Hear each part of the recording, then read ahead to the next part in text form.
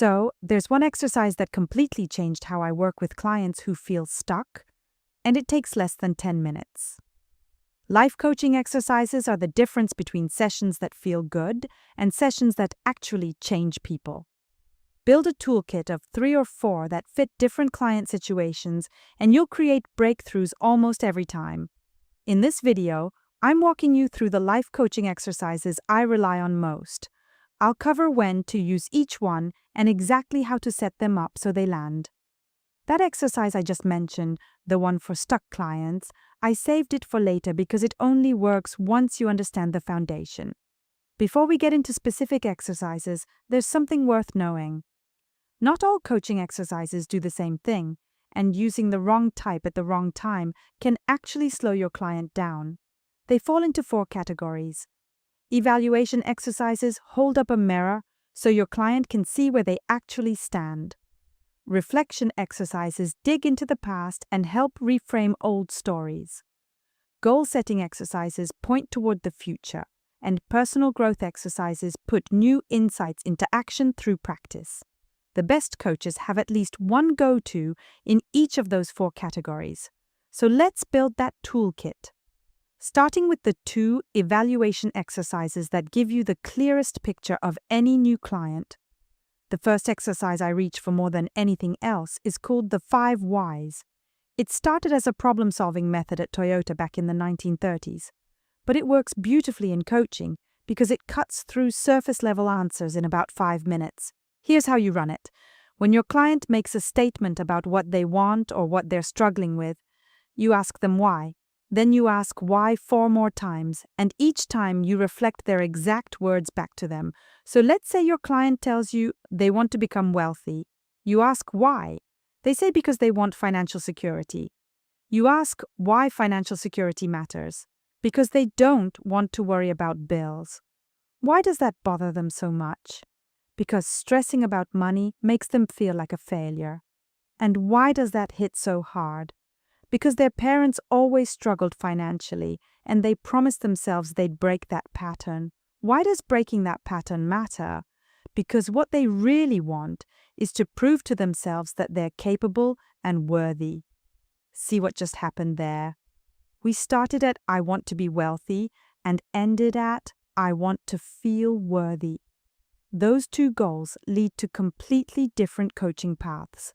That's the power of the 5 Whys, and it takes about 5 minutes to completely redirect your work with a client. The second evaluation exercise is the energy assessment. This one gives you a complete map of what's working and what isn't in your client's life. You ask them to make 2 lists. The first list is everything that gives them energy, including people, places, activities, even certain belongings. The second list is everything that drains them. But here's the key that makes this exercise useful. Push your client to be specific. It's probably not their spouse who drains them. It's a specific thing their spouse does, or more accurately, the meaning they've attached to that behavior. Once both lists are done, you've got a roadmap. You can help your client decide what to eliminate, what to change, and what to double down on. I set this up as a pre-session worksheet in Paperbell so my clients come to our call with both lists already filled out. That saves about 20 minutes of session time, and we jump straight into the real work. So now you've got 2 strong evaluation tools. But what about when your client walks in dealing with conflict, or when they feel like absolutely nothing is in their control? This is where I statements come in. And if you do any relationship coaching at all, this exercise is essential. When something bothers us about a loved one, the natural instinct is to blame. You always do this. You make me feel that. Those are you statements, and they put the other person on defense immediately. I statements flip that script entirely. The format goes like this. When you do X, I feel Y emotion. It would work better for me if you could do Z instead. Would you be willing to try that? Notice the difference. A you statement starts a fight. An I statement opens a conversation because it leads with vulnerability instead of blame. You can role-play this with your client during the session using a real situation they're facing. That way, they've practiced before the actual conversation, and they're far more likely to follow through. But what about clients who aren't in conflict with someone else? They're just stuck. Everything feels out of their control, and the overwhelm is paralyzing them. That's when I use circles of influence. You draw 3 concentric circles on a piece of paper or a whiteboard. The inner circle is everything they can directly control. The middle ring is what they can't control but can influence. And the outer ring is everything they have 0 power over. Then you go through each thing that's stressing them and place it in the right circle. This exercise is powerful because most clients realize they've been pouring all their energy into the outer ring, things they literally cannot change. When you redirect that energy toward the inner circle, things start moving again. This works especially well during career transitions and loss situations where the client feels powerless. Now, all 4 of those exercises happen during your live sessions.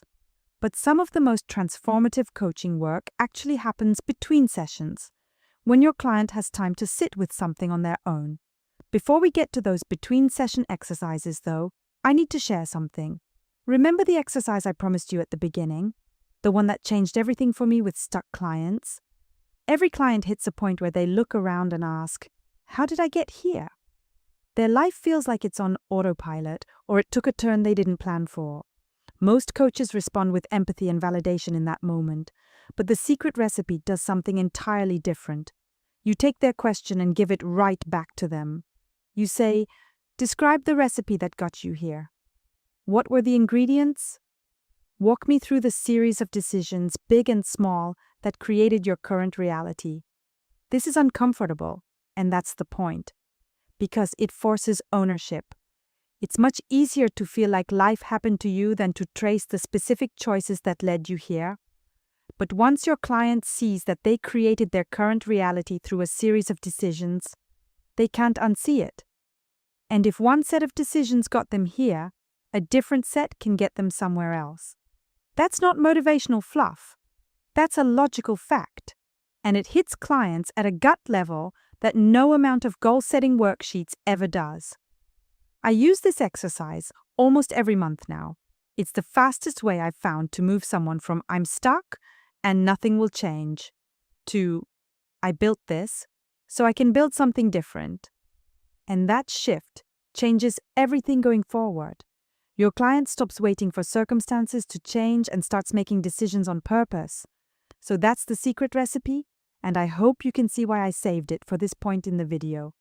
Now let's talk about exercises your clients do on their own time, because this is where lasting change really takes root. The first between-session exercise is the Wheel of Life, and you've probably come across this one before. Your client rates their satisfaction from 1 to 10 across major life areas like career, relationships, health, finances, spiritual life, fun, and personal growth. It's simple, but it creates an instant visual of where the imbalances are hiding. I have my clients do this before our first session, and then again every quarter. The before and after comparison is motivating for them, and it gives me hard data on whether my coaching is actually moving the needle. I assign the Wheel of Life through Paperbell as part of my onboarding package, so every new client fills it out before we even meet. The second between-session exercise is the Unsent Letter. This one is specifically for clients in relationship coaching who are carrying a lot of unexpressed emotions. You ask them to write a completely honest, no-filter letter to someone they have unresolved feelings about. And this is the important part. They do not send it. In your next session, they can choose to read from the letter or just share how the writing process affected them. What usually happens is the act of writing surfaces the real source of the hurt, things they didn't even realize were bothering them. It gets the heaviness out of the way, so they can approach the real conversation with more clarity and less reactivity. So here's what I'd recommend if you're building your coaching toolkit. Don't try to master all of these at once. Pick one exercise from each of the 4 categories. For evaluation, start with the 5 whys or the energy assessment. For conflict and communication, use I statements. For clients who feel stuck and powerless, Try the circles of influence or the secret recipe. And for between session homework, the Wheel of Life is the easiest one to get started with.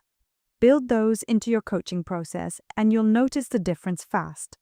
Your sessions will feel more structured and your clients will reach breakthroughs faster. And you'll walk into every call with more confidence because you have a real toolkit backing you up. If you want to set these exercises up as part of your coaching packages, I use Paperbell for everything. You can attach intake forms, worksheets, and homework directly to your packages so clients complete them automatically. You can try it free. The link is in the description. Now go pick your first exercise and use it with your next client this week.